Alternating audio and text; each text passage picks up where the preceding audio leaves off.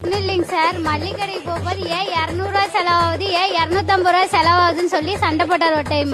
நான் என்ன பண்ணிட்டேன், அடுத்த நாள் காலையில 6 மணிக்கு அவரே பைய கொடுத்து அனுப்பிட்டேன். ஒரு வாரம் நீ தான் போய் செலவு வாங்கணும், அதுல எவ்வளவு செலவாகுதுன்னு உனக்கு தெரியும். இவ்வளவு செலவாகுது, அப்ப விலைவாசி தான் ஏறிச்சு, அதுக்கு நீ என்ன பண்ணுவ அப்படின்னாரு. இனிமே உனக்கு பலகாரமும் வராது, எதுவும் வராது, இனிமே விலைவாசி தான் ஏறும் தவிர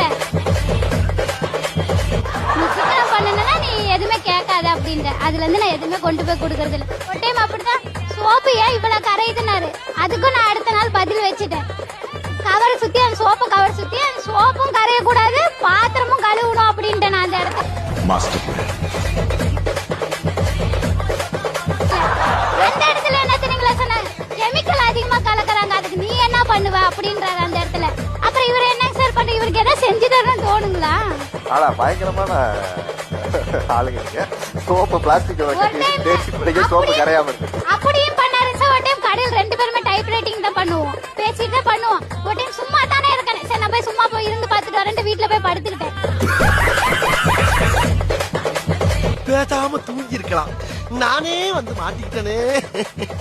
வந்து என்னடா இப்ப சோறாக்கலையே, சும்மா இருந்து பாரு, நீ தானே சொன்னாங்க, சும்மா இருந்து பார்த்துட்டு வரேன், நீ சோறு நீ ஆக்கி தின்னு கொண்டேன் ஒரே வாட்டி.